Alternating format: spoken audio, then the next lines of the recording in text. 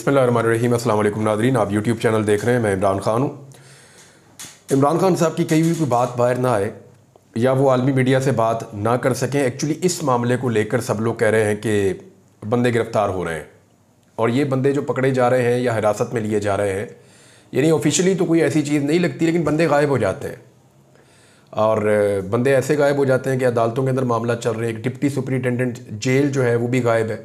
वो कहते हैं जी इमरान खान की सहूलतकारी की थी पैगामात को पाकिस्तान से बाहर भिजवाने के लिए, और जो इंटरनेशनल मीडिया में इमरान खान साहब के इंटरव्यूज़ छपते हैं उसमें सहूलतकारी या मदद इमरान खान को फराहम की जाती है।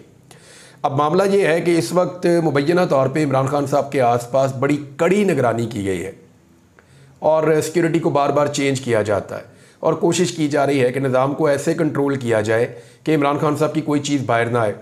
ऐसे में इमरान खान साहब ने एक दिन पहले इंटरव्यू देते हुए कहा कि जब चाहूँ मैं आर्टिकल लिख सकता हूँ और जब चाहूँ मैं आर्टिकल छपवा सकता हूँ। तो इमरान खान साहब की अंदर से इंफॉर्मेशन बाहर कैसे आती है, ये कोई रॉकेट साइंस नहीं है।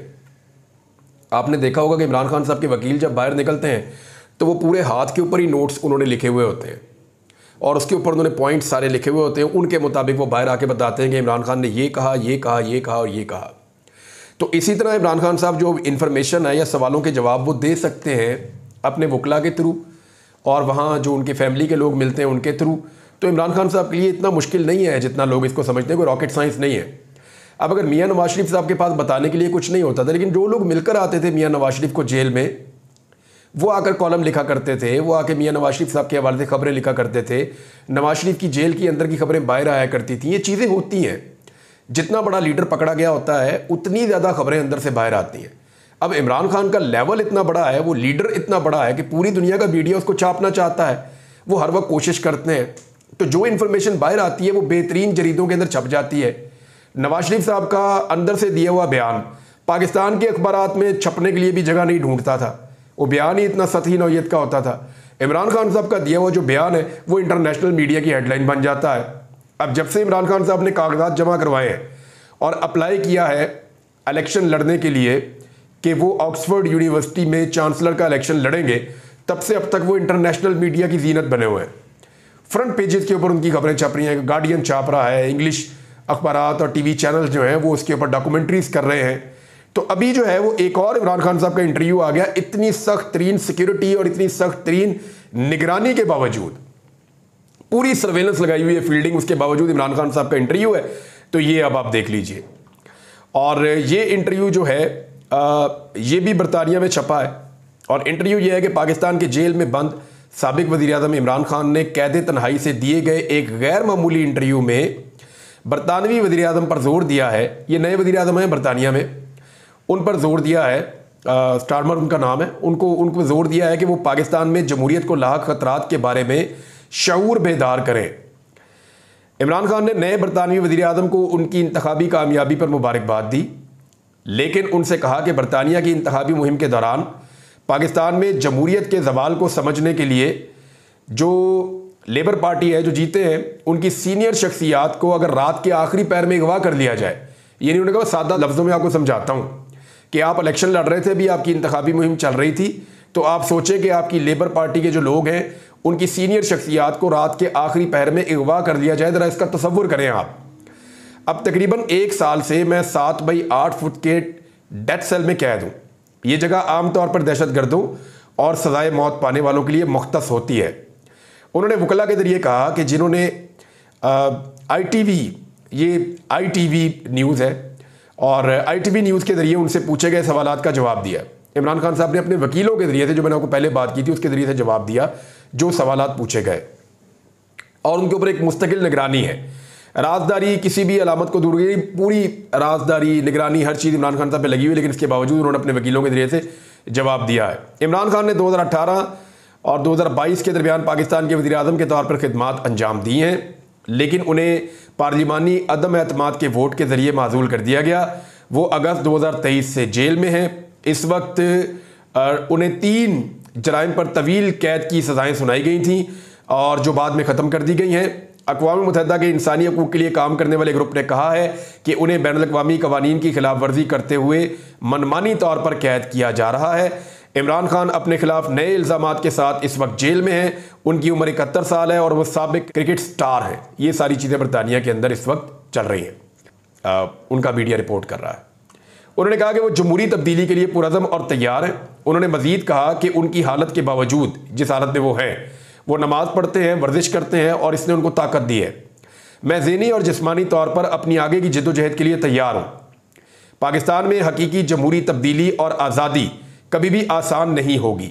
बरतानवी आम इंतखाबात के बारे में पूछे जाने पर, जिनके नताइज से पहले ही इमरान खान साहब वाकिफ़ थे, इमरान खान ने कहा, मैं जो प्राइम मिनिस्टर स्टारमर हैं उनकी काबीना से गुजारिश करता हूं, जिन्होंने बगैर किसी इंतखाबी जोड़ तोड़ के अवाम की हकीकी मर्जी से इक़्तिदार संभाला है, कि वो तसव्वुर करें कि उनकी जो जीत है उसको चोरी कर दिया गया। और उनके हामियों का कहना है कि फरवरी 2024 के इंतखाबात में 6 माह कबल उन्हें कैद किया गया और उनकी पाकिस्तान तहरीक इंसाफ पार्टी को इक़्तिदार में वापस आने से रोकने के लिए सियासी तौर पर मुतहर्रिक साजिश की गई, ताकि इमरान खान साहब जेल में हो और उनकी पार्टी सही तरह इलेक्शन ना लड़ सके। फिर उनसे बल्ले का निशान भी छीन लिया गया और पीटीआई के उम्मीदवारों को आज़ाद हैसियत में इंतखाबात लड़ने पड़े। लेकिन उन्होंने मिलकर कौमी असम्बली की 93 नशिस्तें जीती, किसी भी पार्टी से ज़्यादा और तवक्कुआत से कहीं ज़्यादा। इमरान खान का दावा है कि पाकिस्तान मुस्लिम लीग नून जो पार्टी है उसने नाजायज़ तौर पर जो है वो इक़्तिदार में कब्जा किया और मुट्ठी भर सीटें जीती हैं। और इमरान खान साहब ने यह भी कहा कि बमुश्किल उन्होंने 18 सीटें जीती हैं। और आप ये सोचें कि आपकी मुखालिफ पार्टी ने सिर्फ 18 सीटें जीती हों और आपसे इक़्तिदार छीन कर उन्हें दे दिया जाए और आपके लीडरों को उस वक्त तक कैद का और तशद्दुद का निशाना बनाया जाए जब तक कि वो बैत ना कर लें, जब तक कि वो सरेंडर ना कर दें या सियासत को मुकम्मल तौर पर ना छोड़ दें। तसव्वुर करें कि आपके घरों में तोड़ फोड़ की गई है, ख़वातीन और बच्चों को रात के आखिरी पहर में अगवा किया जाए। इमरान खान साहब ने मजीद कहा कि उनकी पार्टी को बेदर्दी से दबाया गया है। पाकिस्तान के अवाम तब्दीली, जमहूरियत और कानून की हुक्मरानी के लिए तरस रहे हैं। इनके वोट, इंसाफ, हक़ खुद इरादियत और आज़ादी की पुकार थे, यानी वो अपनी वोट के जरिए से तब्दीली लाना चाह रहे थे, वो नहीं हुआ। सलाखों के पीछे होने के बावजूद इमरान खान अब ऑक्सफोर्ड यूनिवर्सिटी का अगला चांसलर बनने की कोशिश कर रहे हैं, जहां उन्होंने 1970 की दहाई में तालीम हासिल की थी। और जुल्फी बुखारी जो है उन्होंने ITV को इसकी तस्दीक की है और इस साल के आखिर में इंतखाबात के लिए उनकी जानिब से दरख्वास्त का जो फॉर्म है वो भी जमा करवा दिया गया है। कामयाब होने की सूरत में वो ये इलेक्शन लड़ेंगे। ITV न्यूज़ ने बताया कि 11 जुलाई को इमरान खान साहब के मीडिया एडवाइज़र और वकला के ज़रिए ये भेजी गई थी दरख्वास्त कि जनाब सवालात भेजे गए थे कि इनके जवाब दें आप। लेकिन उन्होंने कहा बाद में बंदे गिरफ्तार हो गए, जिनमें रऊफ़ हसन भी गिरफ्तार हुए थे और वो अहमद जंजुआ साहब जो है वो भी गिरफ्तार हुए थे। तो इसमें जनाब उन्होंने कहा जी कि फिर वो जो सवाल जवाब हैं उनके जवाब हमें उस वक्त मौसूल नहीं हो सके। बाद में पुलिस और नामालूम मुसल्लह अफराद के एक ग्रुप के ज़रिए उनके घर पे ITV न्यूज़ से यानी वो दिखाया गया, जनाब CCTV फुटेज आ गई कि वो वहाँ से गिरफ्तार हो गए। और उसके बाद उनको जो है वो उन्होंने पहले भी बताया था कि मुझे गिरफ्तार कर लिया जाएगा, वो मेरे लिए आ रहे हैं। बहरहाल ये उनको अब जवाब मिल गए, उन्होंने ये आर्टिकल छाप दिया। तो इमरान खान साहब के आर्टिकल छापना कोई अब मुश्किल तो नहीं है ना, वो दोबारा छपवा सकते हैं, फिर छपवा सकते हैं। सर्वेलेंस जितनी भी तेज़ करें उनके आर्टिकल छपते रहते हैं। उनकी सियासी कद उनका बहुत बड़ा है, जिस वजह से इसको रोकना मुश्किल है। एक और चीज़ नाज़रीन मैं आपको बताता हूँ कि पाकिस्तान तहरीक इंसाफ की वो कौन सी चीज़ है जो इस वक्त हुकूमत के और एस्टेब्लिशमेंट के गले की हड्डी बनी हुई है। देखिए मामला है क्या, पाकिस्तान तहरीक इंसाफ ने 93 सीटें जीती थी जो उनका हक है। अभी उनमें से कुछ सीटें कादी फायद ईसा साहब ने दे दी हैं PMLN को, तो धांधली का सिलसिला तो अभी तक जारी है। लेकिन मखसूस नशिस्तें पाकिस्तान तहरीक इंसाफ को मिल चुकी हैं और उनके बाद ये हक भी आ गया है कि वो अपने MNAs को अपनी पार्टी में ले लें। टाइम बहुत कम है कादी फायद ईसा साहब के पास, लेकिन मुकाबला बड़ा सख्त है। अब मैं आपको एक फैक्ट आपके सामने रख रहा हूं। वो फैक्ट ये कहता है कि पाकिस्तान तहरीक इंसाफ ने कौमी असम्बली के 76 हलकों के ऊपर इलेक्शन ट्रिब्यूनल्स के अंदर चैलेंज कर रखे हैं नताइज 76। और ये 76 वो हैं जिनके फॉर्म 45 पूरे दस्तावेजी सबूतों के साथ, गवाहों के साथ और हर चीज के साथ पाकिस्तान तहरीक इंसाफ के पास मौजूद है। अब ये 76 सीटें उसूलन पाकिस्तान तहरीक इंसाफ को वापस मिलनी है। कौमी असम्बली की 76 सीटें हैं। आप अंदाजा कीजिए अगर पाकिस्तान तहरीक इंसाफ ये 76 सीटें वापस ले लेती है तो वो 2/3 अक्सरियत के करीब चली जाएगी, एक बहुत बड़ी पॉलिटिकल पार्टी बन जाएगी। और अगर इनमें से आधी सीटें भी वापस ले लेती है तो पाकिस्तान तहरीक-ए-इंसाफ आधी सीटें लेकर भी पाकिस्तान में हुकूमत बना लेगी। यह है पाकिस्तान तहरीक-ए-इंसाफ की वो हड्डी जो इस वक्त इस पूरे निजाम के गले में फंसी हुई है। मामला यह है कि ट्रिब्यूनल किसी भी सूरत में पाकिस्तान तहरीक-ए-इंसाफ के खिलाफ फैसले दे ही नहीं सकते। इन्होंने अपने फॉर्म 45 जमा किए हुए हैं, इनके पास सारे शवाहिद हैं, इनके पास सारे सबूत हैं और इलेक्शन कमीशन बाउंड है कि वो ये चीजें अदालत को प्रोवाइड करे। अब इलेक्शन कमीशन भी फंस गया, आरओज भी फंस गए और जिनको जिताया गया जाली फॉर्म 47 के ऊपर वो सारे भी फंस गए। इनमें नवाज शरीफ भी हैं, ख्वाजा आसिफ भी हैं, मरियम नवाज, वो बड़े बड़े लोग हैं। तो 76 सीटें कौमी असम्बली की हैं, जबकि जो सूबाई असम्बली की, पंजाब असम्बली की हैं वो 72 सीटें हैं, सिंध में 25 सीटें हैं। खैबर पख्तूनख्वा के 13 हल्कों के नतायज को ट्रिब्यूनल में चैलेंज किया है पाकिस्तान तहरीक-ए-इंसाफ ने। अच्छा, इनके मुकाबले में नून लीग ने क्या किया है? नून लीग ने सिर्फ 9 हल्कों में चैलेंज किया बस, और वो भी उनको कहा गया था कि चैलेंज कर दे, दाव लग गया तो आपको ये सीटें दिलाने की कोशिश की जाएगी। तो नून लीग ने सिर्फ 9 हल्कों में चैलेंज किया है जो इस वक्त हुकूमत में है, और तहरीक-ए-इंसाफ ने 76 हल्कों में असली फॉर्म 45 के मुताबिक चैलेंज किया हुआ है। और नून लीग ने सिर्फ 9 हल्कों में किया। पंजाब असम्बली में 22 नताइज चैलेंज किए हैं। पीटीआई ने टोटल 188 नताइज चैलेंज किए हैं पाकिस्तान के इंतखाबात पे, और ट्रिब्यूनल के अंदर जो है वो केस किया हुआ है। जबकि नून लीग ने सिर्फ 33 हल्कों के नताइज को चैलेंज किया है। ये फाफिन की रिपोर्ट है। ये जो चैलेंज किए ना पाकिस्तान तहरीक-ए-इंसाफ ने नताइज, ये गले की हड्डी बने हुए हुकूमत की कि किसी वक्त भी अगर ये मामला खुल गया, ये सीटें इधर से उधर हो गई तो फिर बचाने वाला कोई नहीं होगा, ये हुकूमत धड़म से गिर जाएगी और इमरान खान साहब की हुकूमत आ जाएगी। अगर उनकी पार्टी हुकूमत में आ जाती है तो क्या ये सिस्टम और ये निज़ाम ऐसे चलेगा? क्या जिन लोगों ने अब तक ये सारा कुछ किया है उनका सर्वाइवल का क्या बनेगा? ये है सबसे इंपॉर्टेंट चीज। पिछले वीलॉग में मैंने आपको बताया था कि इमरान खान साहब के केसेस ऑलमोस्ट खत्म हो गए हैं। अभी इसके अंदर एक डेवलपमेंट और हुई है बुशरा बीबी के हवाले से। बुशरा बीबी साहबा 2 केसेस में अंदर है और एक में रिमांड हासिल करने की कोशिश की गई, लेकिन रिमांड नहीं मिला। बल्कि हुआ क्या हुआ, यह कि 9 मई के 12 मुकदमात से बुशरा बीबी को डिस्चार्ज कर दिया गया है, और यह बहुत अहम खबर है। जिस्मानी रिमांड की इस्तदा मुस्तरद कर दी गई है और इंसदाद दहशतगर्दी की अदालत के जज मलिक एजाज आसिफ ने समाअत की, और बुशरा बीबी की जानिब से सलमान सफदर साहब बड़े जबरदस्त लॉयर हैं, ये पेश हुए अदालत में और इन्होंने 9 मई के अंदर से बुशरा बीबी को निकाल दिया। अब इमरान खान साहब की एहलिया जो है वो सिर्फ एक केस के अंदर और वो है तोशाखाना, और उसमें वो जुडिशियल रिमांड पे है। किसी वक्त भी उनकी बेल होगी, वो बाहर आ जाएंगी, उनको अब अंदर नहीं रखा जा सकता।